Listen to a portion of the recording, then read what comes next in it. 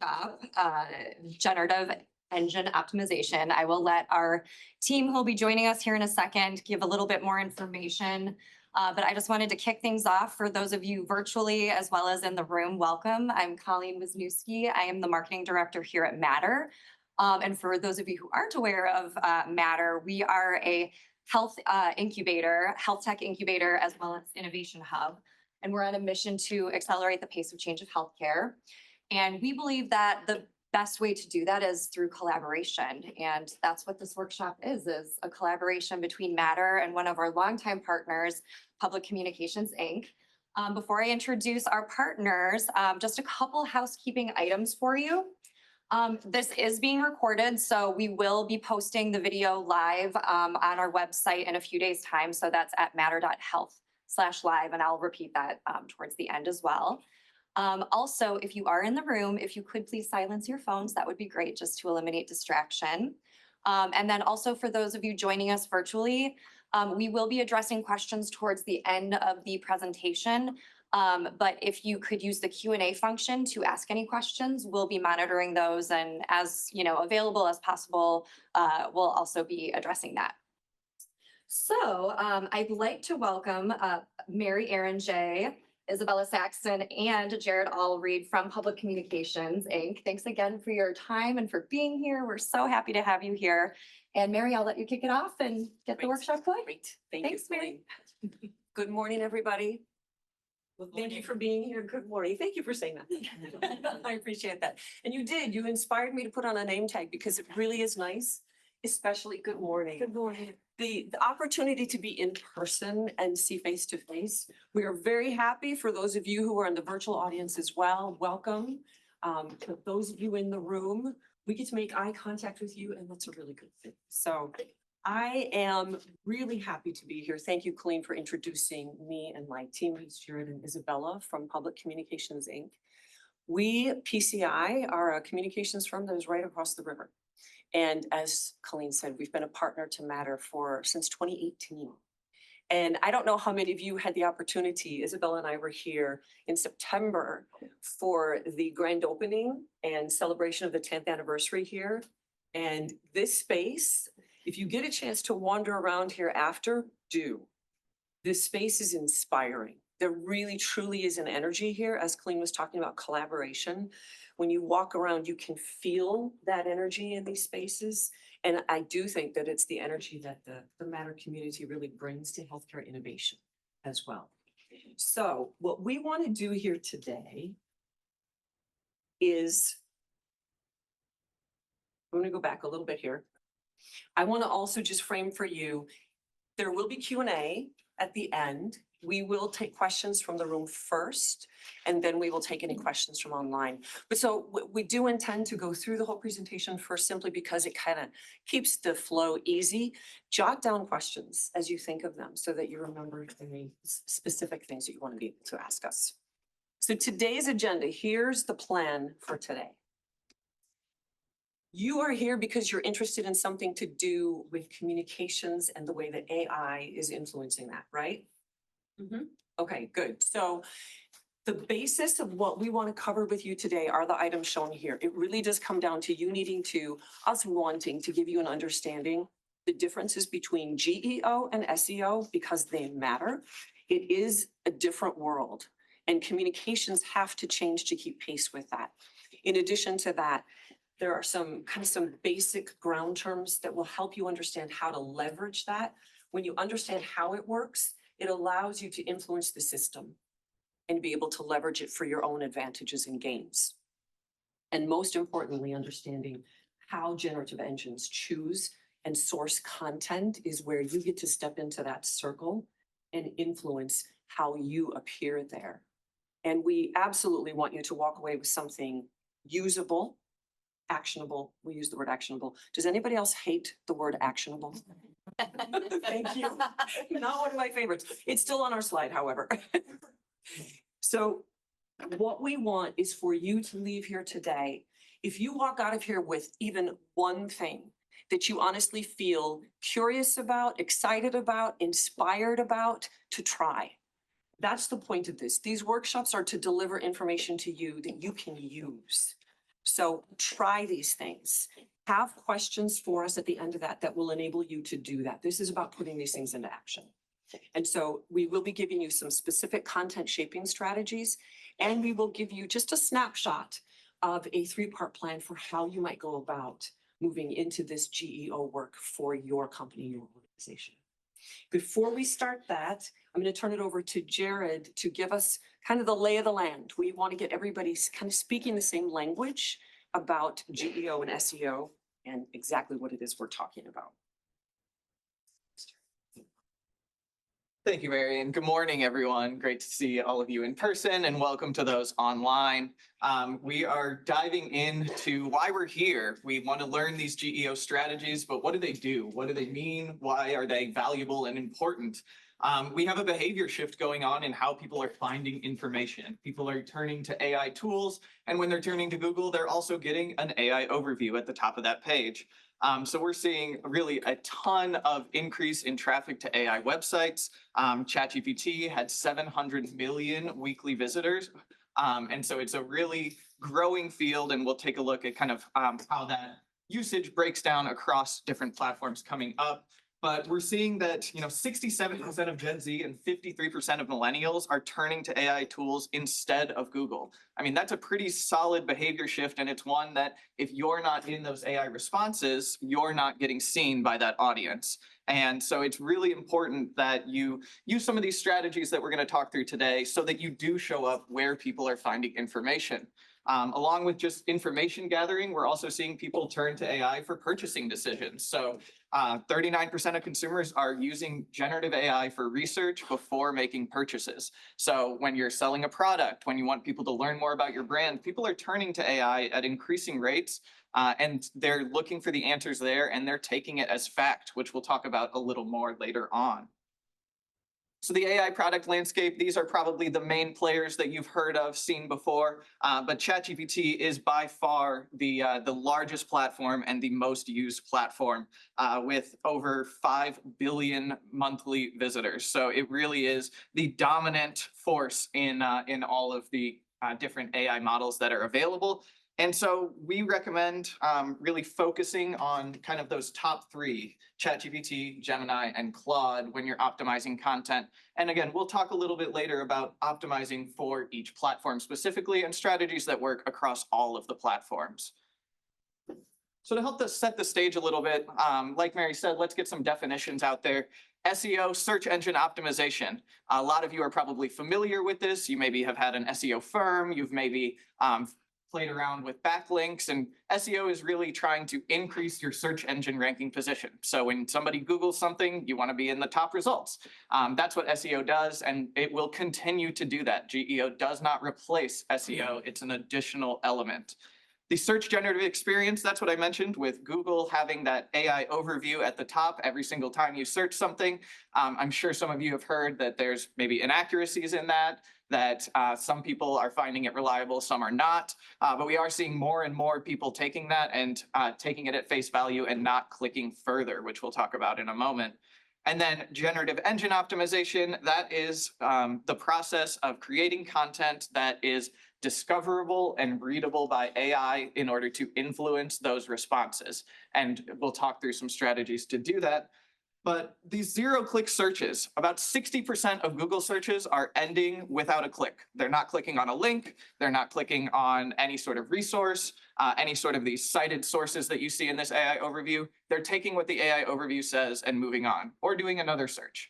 And so it's really important that you are in that AI overview. So anchor bias is a term that's popping up. It's a psychological phenomenon where people see that AI-generated response at the top, and they take it as an expert take. They say, AI knows, it looked at all the resources more than I could, faster than I could, and it's giving me what accurate information it's pulling from those sources. And people are taking that and they're stopping. They're not going further, they're not continuing down, checking sources.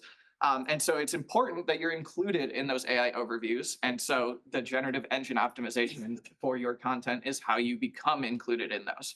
So while I said SEO is here to stay, it's not changing, but it's not helping with your generative engine optimization. So the first hit you see here is technically search engine position 1. that is search engine land, they are not cited in the AI overview.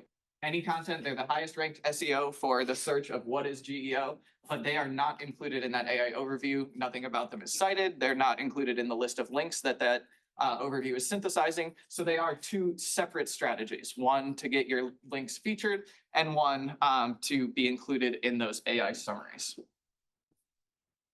So a little more data on how people are using this. This is data from last November. So we expect these numbers to increase this year, but they have not put out a refresh report yet. But 89% of B2B buyers use generative AI as part of their buying process. Again, people are using it to find products, to find services, to find information, and you really want to be included in those results, and SEO won't get you where you need to be. Those GEO strategies are going to help you do that. 90% of buyers clicking through on AI recommended suggestions. Again, they're taking what AI says as an expert take, taking it as fact and moving on with it. And so it's important to know how your brand, your company, your product is represented in those AI generated overviews. So we'll take a look at a comparison between GEO and SEO. This will be a great one to kind of take a look at more in depth after the presentation. We'll share it. But really, the focus of optimization for SEO is on keywords and backlinking. But for GEO, it's writing content that AI can extract. It's content quality, relevance, transparent sourcing. And we'll talk through those strategies that really make a measurable difference in your content a little bit later on. But this will be a great resource when you're talking to people about why is GEO different than SEO? How are these strategies different? Lean on this, and it'll be a great way to kind of compare and move through those. So before we dive into GEO strategies, we want to look at how AI is choosing these sources. How are we getting here? And so I'm going to turn it over to Isabella to really talk about how AI is finding information. Thank you. Yeah, so now we understand GEO and we can tell the difference between GEO and SEO, but let's dig into the mechanics a little bit and look at how AI selects the sources it uses and, more importantly, why it chooses those sources.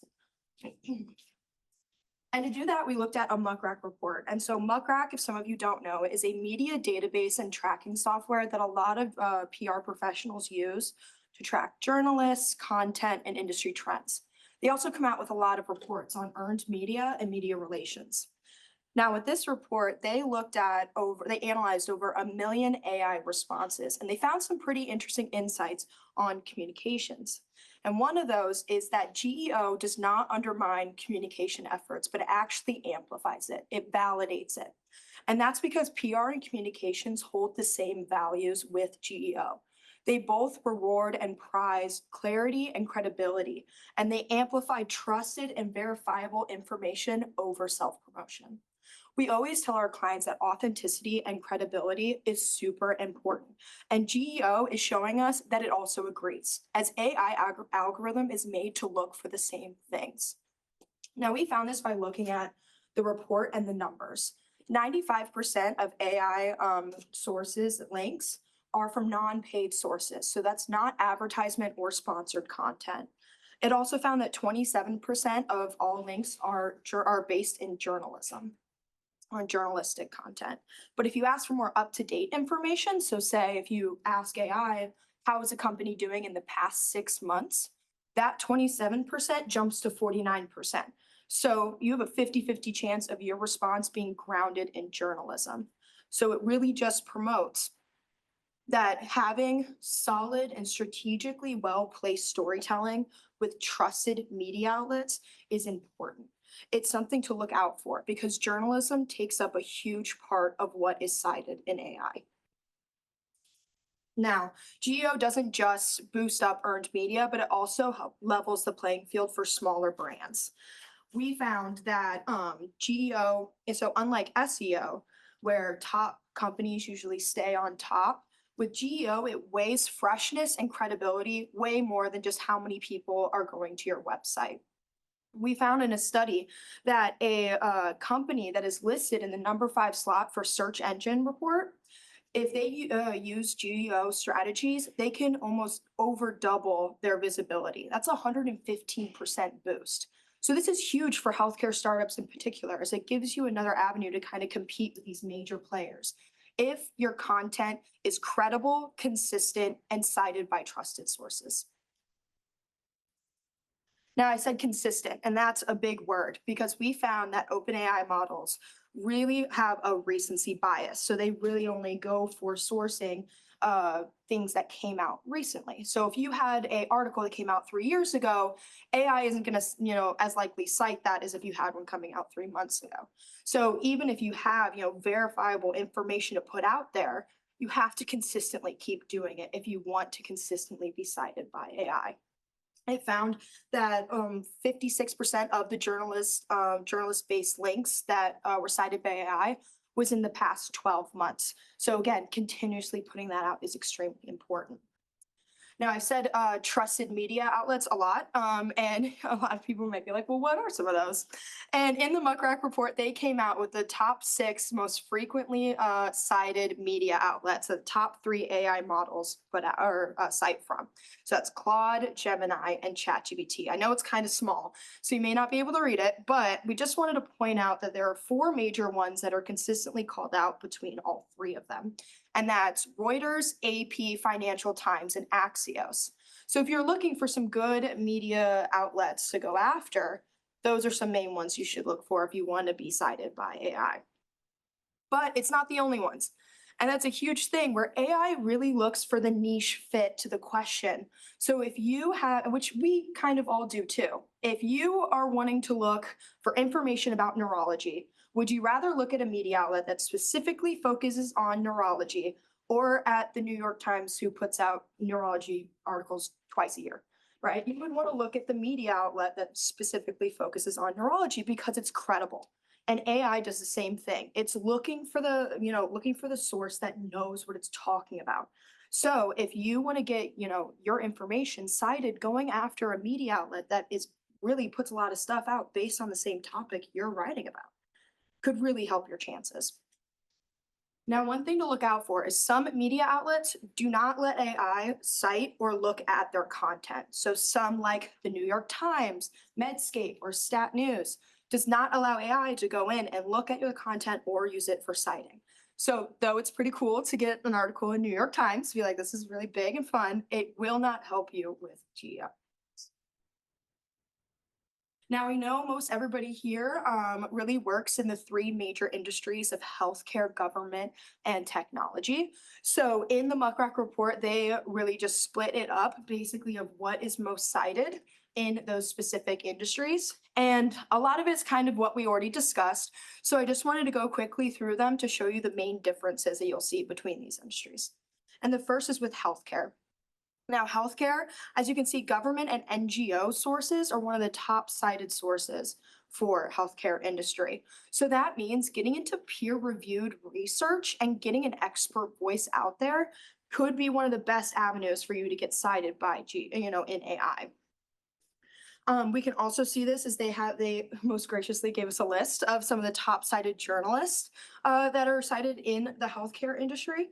And the top ones are actually medical researchers that are really tied to universities. And so again, getting your expert out there, making sure to, get into those peer-reviewed research is some of like the best ways to get cited. The rest of them are affiliated with some of those top media outlets that we already discussed, like Reuters, Times, and Axios. Next is government. One thing to really point out for government is that if you had a question for government, it is cited journalism the most than any other industry. So journalism is a huge way to get into government if you are partnered with a government entity like Matter and BARDA, or if you're doing something that relates to what the government is currently doing. Going into journalism is the best way to get your news into AI.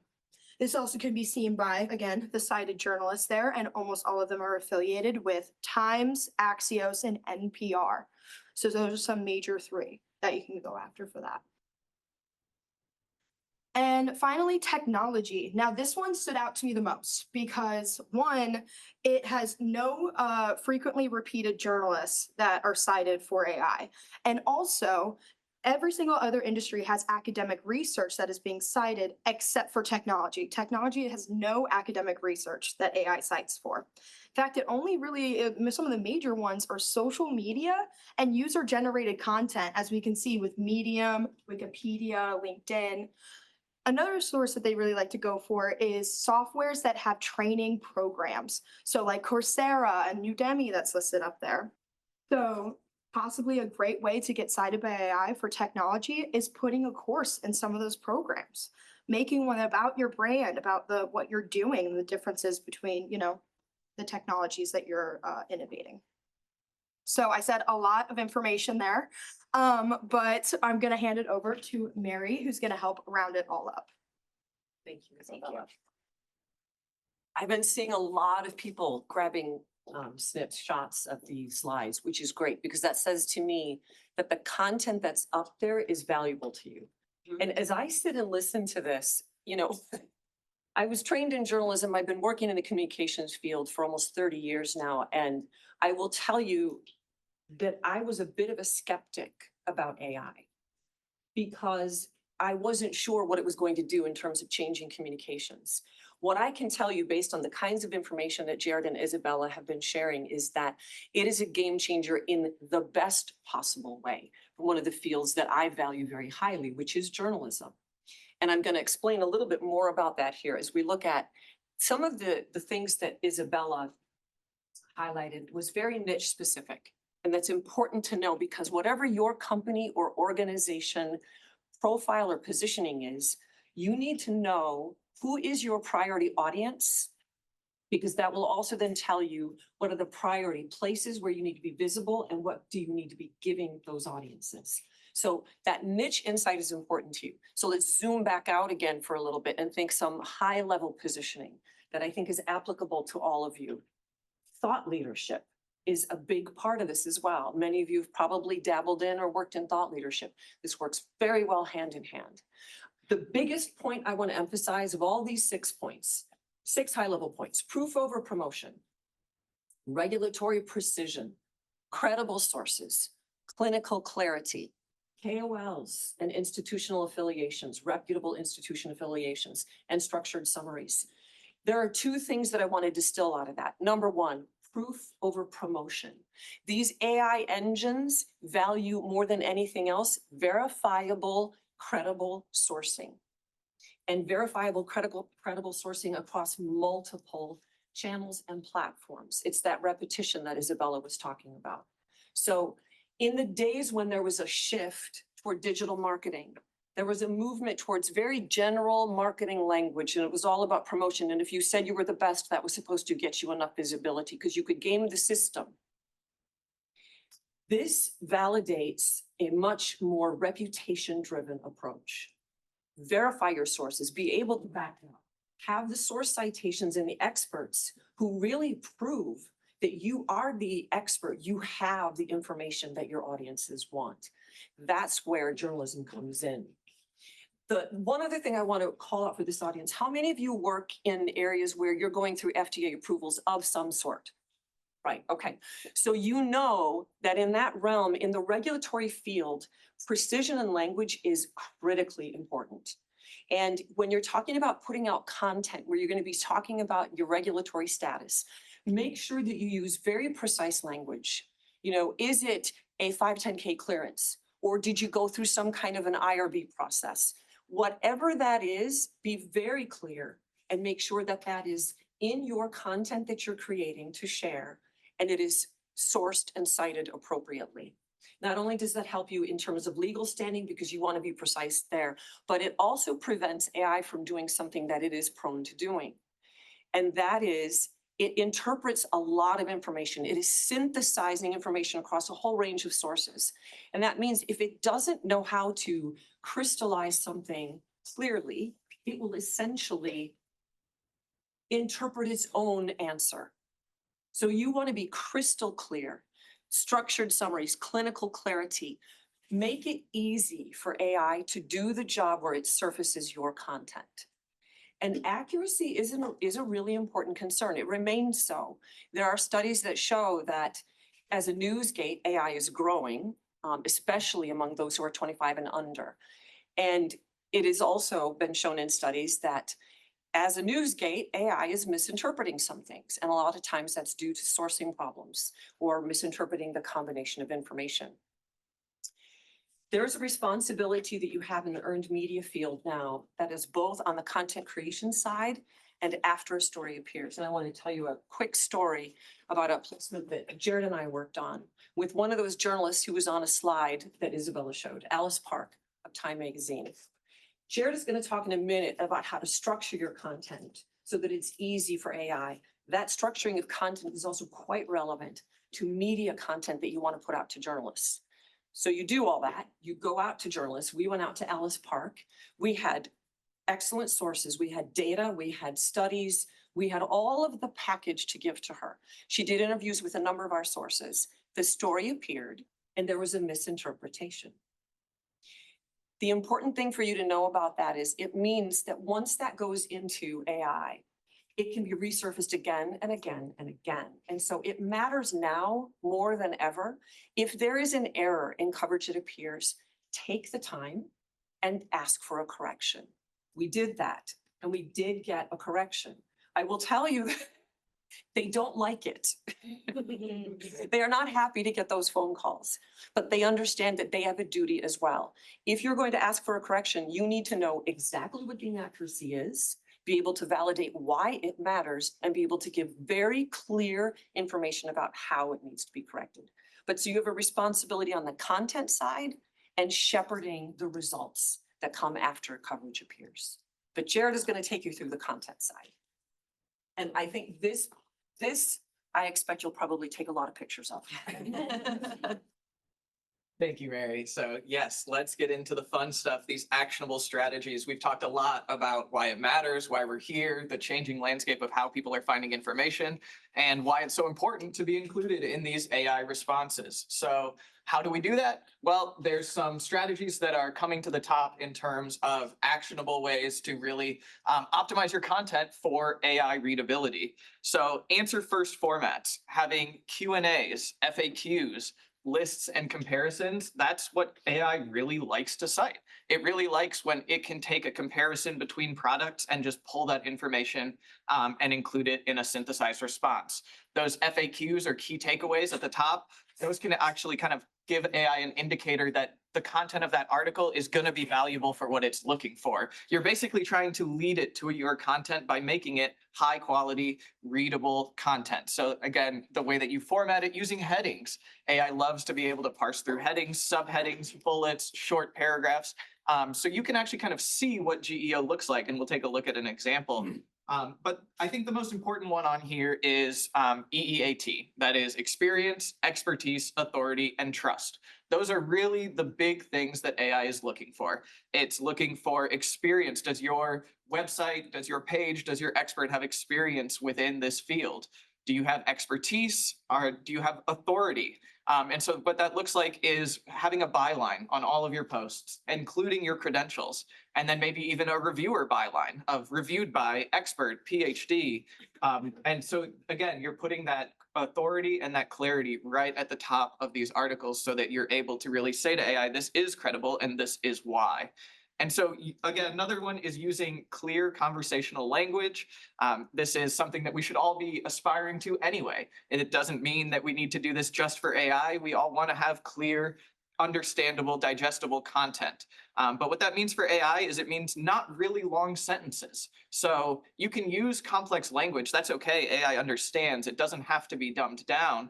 But if you have a really long, complex sentence, or it starts to touch on multiple topics, AI will not reread that sentence. It will ignore it. So if it does not understand it on first pass, you and I would probably go back, check it out, be like, oh, I'll break that down a little bit. AI does not take the time to do that. If it does not understand that sentence, it moves on. And so if it's not clear, readable, and really extractable content, right? You want the content that you have to be included in that AI response. So extractable content, answering the question that you anticipate people may ask these AI platforms so that it sees your website has the answer to that question listed with the authority of an expert. And we're starting to really move into a GEO optimized content that way.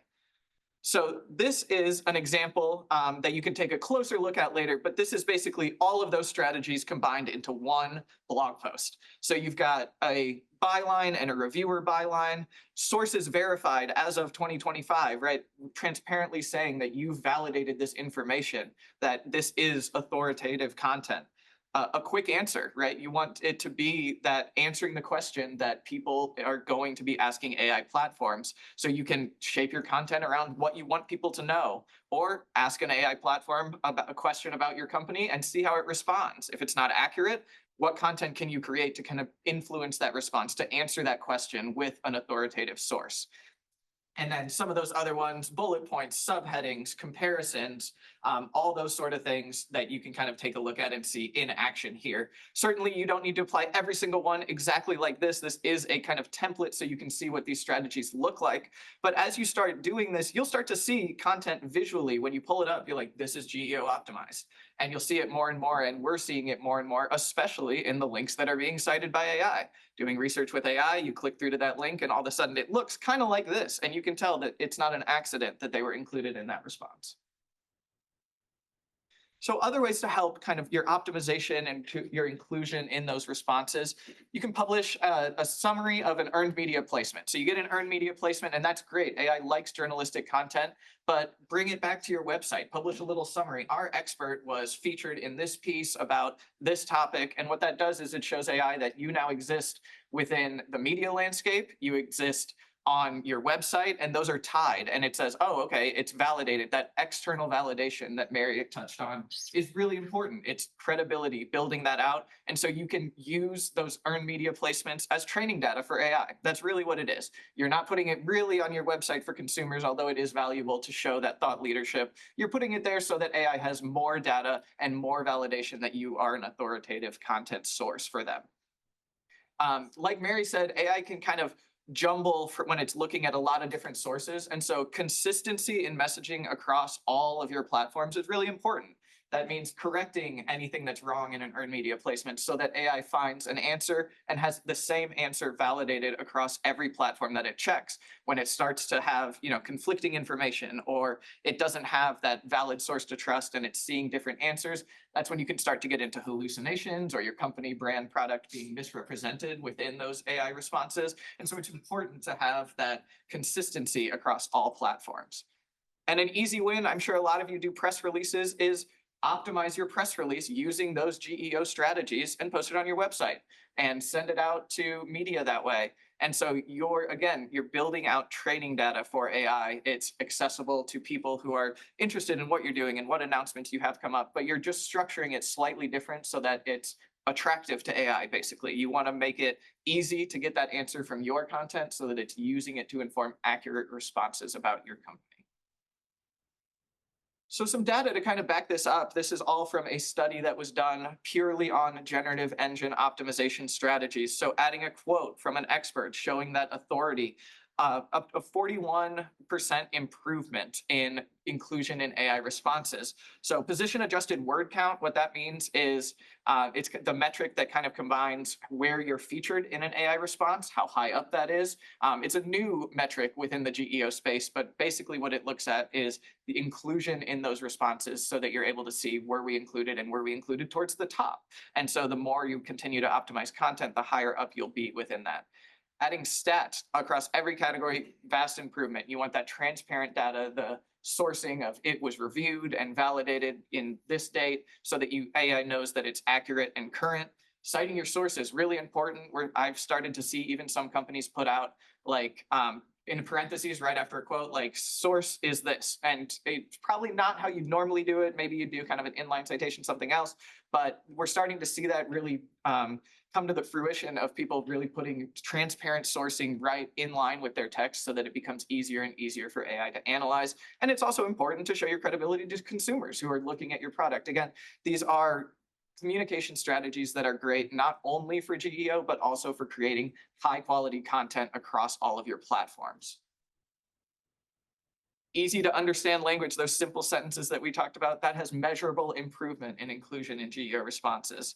Authoritative content, Technical terms. Like I said, you don't need to dumb your content down. AI is knowledgeable and is able to translate those complex topics into more easy to understand ways for the consumer using it. And they can say, explain this to me simpler fashion so that they're able to get that. But you don't have to remove all technical terminology from your content. You actually can include it in those high-tech fields. Make your sentences short and understandable, but use the terminology that's important to your company. Keyword stuffing. This one's on here because that is the SEO magic. You get all your keywords in there. It does not show any improvement in GEO. So while SEO is still here, it is important for your Google ranking positions.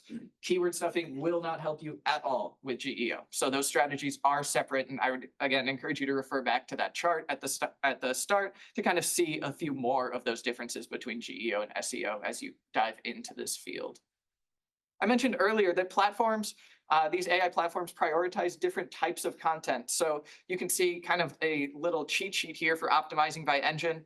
When we looked at the usage, ChatGPT is by far the most used. And if you're going to start somewhere, start there. That's what most people are using. That's the one that we would recommend really going towards optimizing your content for. But if you're starting to test out and see how your content's showing up on Claude or Perplexity or whatever else it may be, and it's not accurate, here are a few ways that you can kind of tailor it more towards that model specifically. So like Isabella mentioned, ChatGPT has a recency bias, that recent content, fresh content, journalism within the past 12 months. So that steady stream of content is important. Looking at Google Gemini, it's a little bit closer to traditional ranking signals, actually, which makes sense. Google having their search engine dominance and them creating their own model. They have it a little bit closer, but those, again, SEO strategies for keyword stuffing, things like that, those aren't going to get you included in those responses. Perplexity is an interesting one. It really likes user-generated content. So Reddit, YouTube, LinkedIn. I know many of you have probably heard that AI likes to cite Reddit. That is a thing. It is utilized, but it's actually a small percentage. It's about 7% of the time. It's not as dominant as you may have seen in the news of, there was the glue on pizza in the AI overview that you may have seen. It recommended somebody put glue on their pizza in order to get the cheese to stick. So it was not great. That was straight from a Reddit thread. And so we have seen kind of that tuned down a little bit. And then Claude actually has less of a recency bias. So your journalist content from a year ago, year and a half ago, it actually still has a chance of being included in those Claude responses. So getting started on this, here's how we recommend really kind of a sample GEO optimization process. And this is the process that we use with our clients when they want to talk about GEO. We're using with our content. But you want to start by doing an audit, seeing how you show up. Ask ChatGPT, ask Claude, ask Perplexity, how are you showing up? Ask the questions that you want consumers to have accurate answers to. And a note, log out of your profile when you do this. These models are starting to learn more and more about each of us. You can use features like memory, and it understands your intent and your interests. So log out. Don't use an account that's logged in so that you get that objective response, the one that's not tailored specifically to you. And that's the best way to kind of start benchmarking your visibility. After that, figure out where your opportunities are. Figure out if there's opportunities for you to fill a gap in information. If there's opportunities where competitors are dominating that you want to create content so that you're also included in those responses. Or if there's opportunities for you to correct misinformation, to put together a blog post, a news release, whatever it is, to really get the facts out there in an authoritative format. Those are where you're going to kind of use those GEO strategies to then optimize that content. And then monitor and adjust. These responses change all the time. They change daily, weekly. It is generative AI. You shouldn't get the same response twice. So it is a continual process. And so there are tools that are popping up to do things like this. So they will automatically run these prompts for you and give you an analysis of it. And then that's something that we're also helping clients with, working through being able to kind of set this up, monitor it, and then optimize content so that we get them where they want to be, especially in that product landscape. search for your competitors, search for companies that you see are up and coming, search for areas where you can really fill gaps. And that's where you really optimize that content to fill those gaps. So this is a high level plan, but these are the steps that we would take when working on generative engine optimization. And it's a really good kind of starting point, but it's an emerging field. So it is new. There is always the chance that these models will continue to evolve, and not a chance, they will continue to evolve. And so these strategies may change, they may ebb and flow, and they will continue to probably diversify by model. But right now, these are the data-backed strategies that work. We're seeing them work in producing content, getting into those AI responses where they weren't included before. And so they are lifting up companies into getting into those generative AI responses. So now we're going to move into a little bit of Q&A. So I will bring my co-presenters up here. Thank you, Jared. Thank you, everybody, for your attention. And it's clear that you were really engaged. We appreciate that. I think there's one question that's been addressed on the chat that I just want to say straight up. In addition to the ability to access the video, the recorded session on Matter's YouTube channel, the request about the slides themselves, should we direct those to you so that the slides can be shared through Matter? Yep, we'll make sure to share them out through email, everyone registered, so we'll be able to contact you with the slides. Great, great. So, and we are happy to share the slides.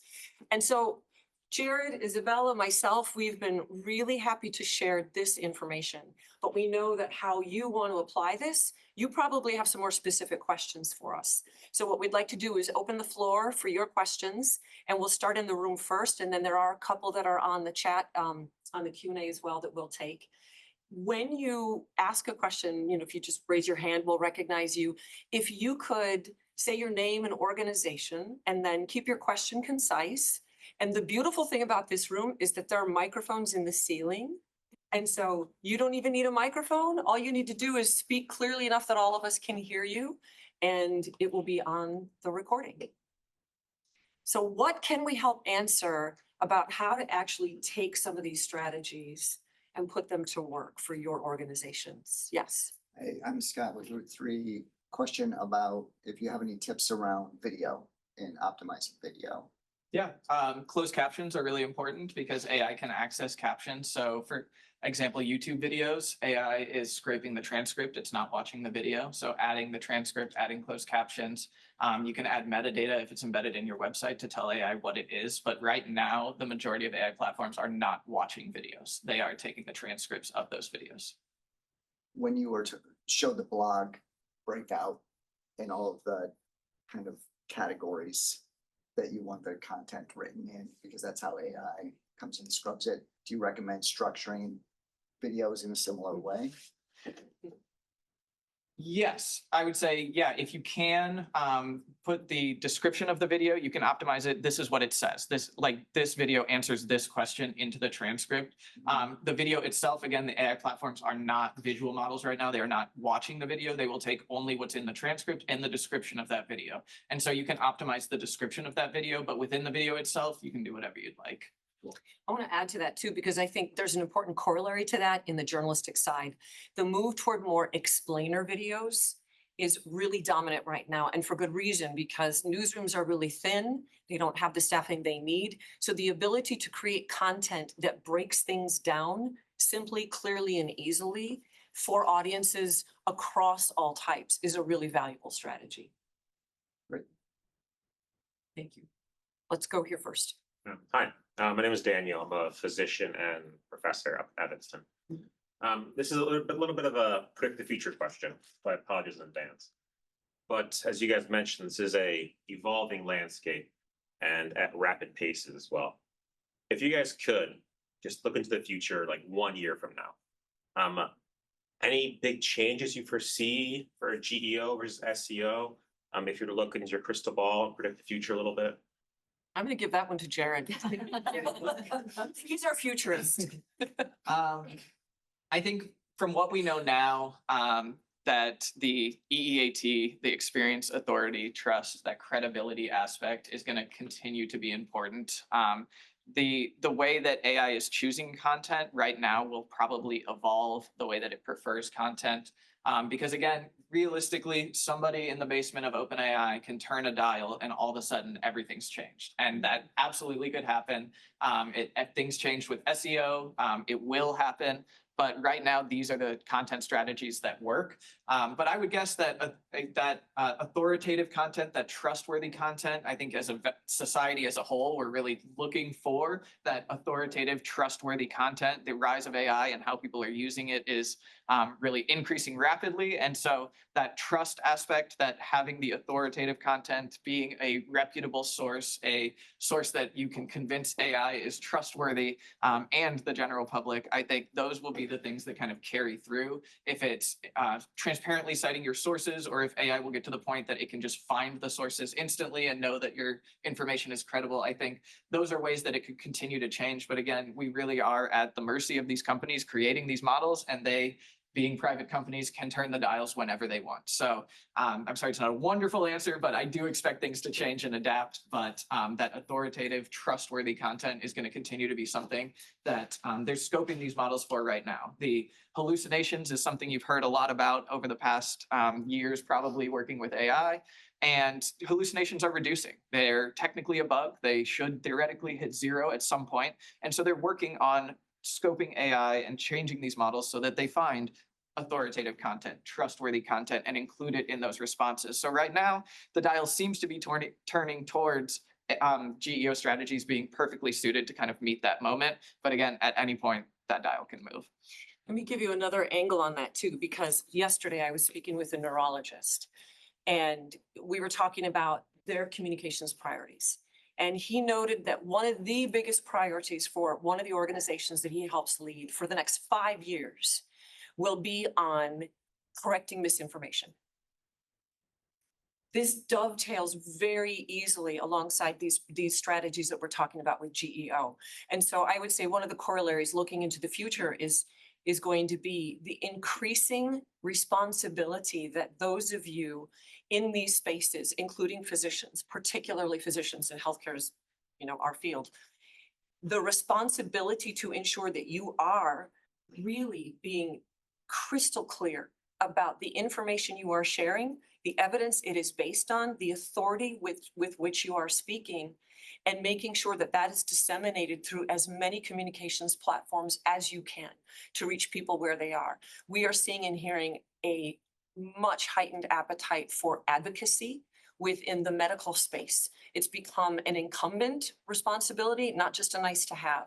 And so I think that the role of AI in reinforcing advocacy and the need to be that authoritative source of verified, validated medical information is absolutely going to be a trend that will continue, certainly for the next year and probably much longer. Josué Garza from, IPS Consulting. You mentioned that we should start by logging out from our profile, doing that first step of auditing kind of. In SEO, you had Google Analytics, you had well-established tools that you could do that audit, and see where you rank and how valuable your SEO is. What is a tool for AI that you recommend? Yeah, tools are emerging right now. So Muckrack, which has that media database that we pulled that data from that Isabella walked through, they have a new tool called Generative Pulse. It does just that. It automatically runs up to 100 prompts a day, gives you share of voice, visibility, top-cited links, and they're one of the first players on the market in this emerging field, but there are others. A lot of SEO ranking firms are putting together these GEO tools. There are some people building their own, but right now it's kind of an emerging field. We have used the Muckrack Generative Pulse one, and it's helpful, and it does take away that legwork of manually doing all of these prompts. So the tools are emerging. That's the one that we tried out, but there are more on the market, so I can't give you a perfect recommendation, but I would say test them out, try them out. They are emerging every day. I'm getting an email, our new GEO monitoring tool. So they are there, and there's going to be kind of a flood on the market with them. But really what you're looking for in the value of those reports is kind of what I walked through. It's really valuable when you can see your share of voice versus your competitors. It's really valuable when you can see what links are being cited. So when you can see that it ran 100 prompts over the past month and Alice Park at Time is cited the most. That's a target for you, right? That's how you influence those responses. What outlets is it pulling from the most for your industry specific questions? Is it using, technology today, or is it using NPR, or is it using local media because your search is, what's the best firm in Chicago for XYZ? Seeing how and where AI is finding that information will continue to allow you to optimize your content, and not just your content, your media strategy. Target the reporters that are influencing responses, target the outlets that are influencing responses. And so that data from wherever you get it within those monitoring tools is what's going to be valuable. So I'd encourage you, as you're looking at those tools, to really focus on getting that share of voice, the links that are being included, and then the rest of it is just kind of extra on top. But those are the things that are being able to drive that actionable insight for you to really optimize your content, your media strategy across all your platforms. So I want to make sure we get a chance to recognize your question, and then checking time. I think we do have a couple of questions online as well. Do we have time for those too? Yes, we have 10 minutes. Great. Okay. And you had a question. Yeah, Ethan Janney from University of the Universe.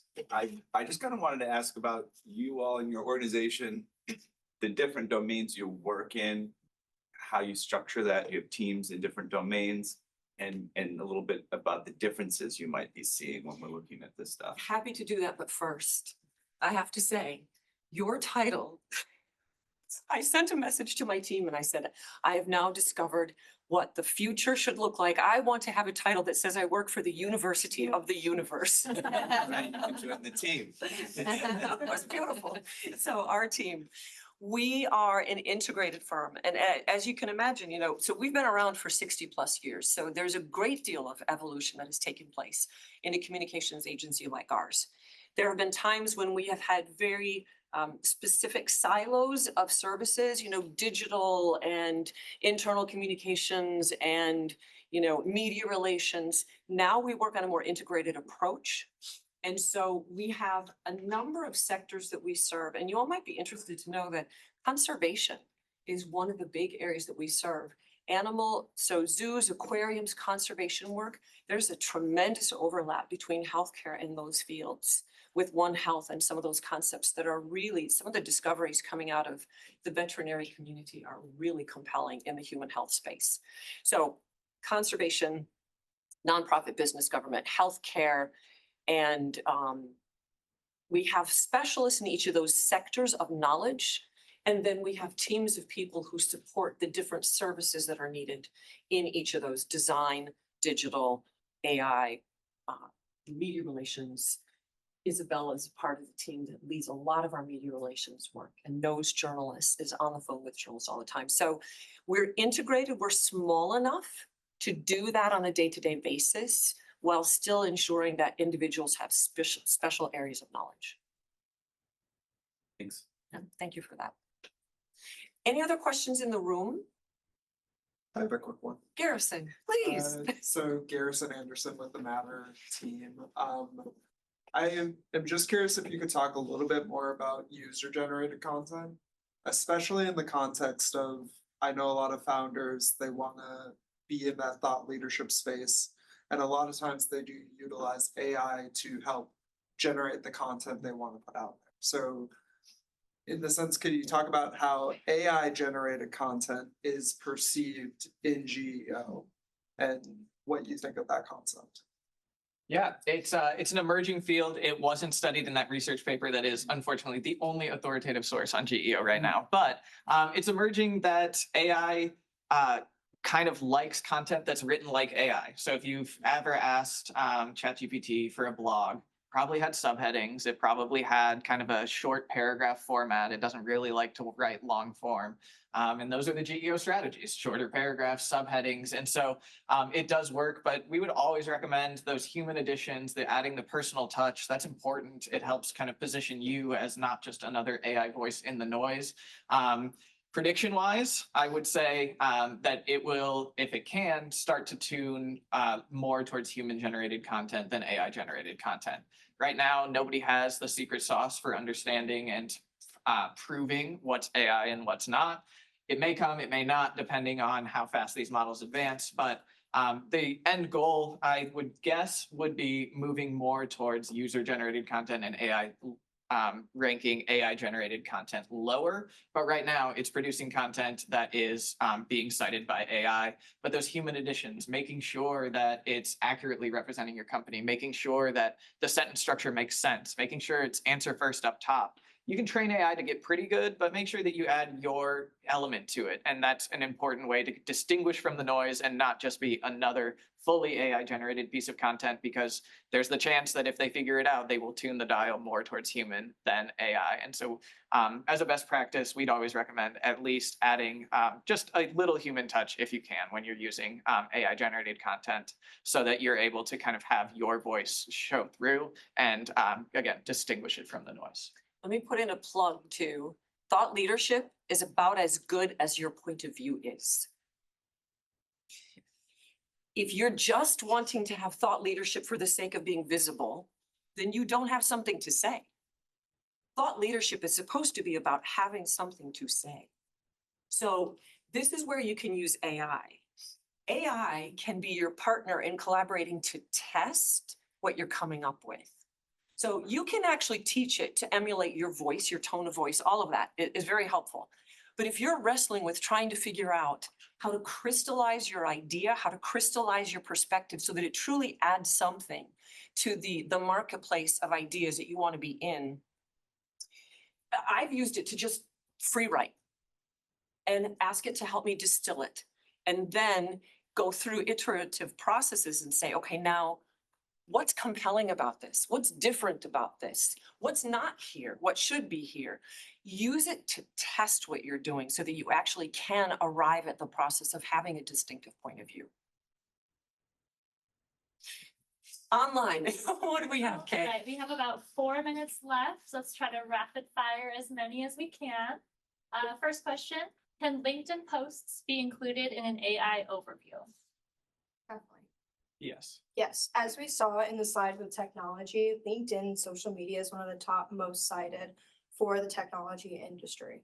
So making sure, like Jared said, having the description being clear and following some of those rules we went about could really help boost getting your LinkedIn post getting cited by AI. Could AP or rooters be higher because of the frequency an article will appear in national, regional, and or local outlets because of the wire?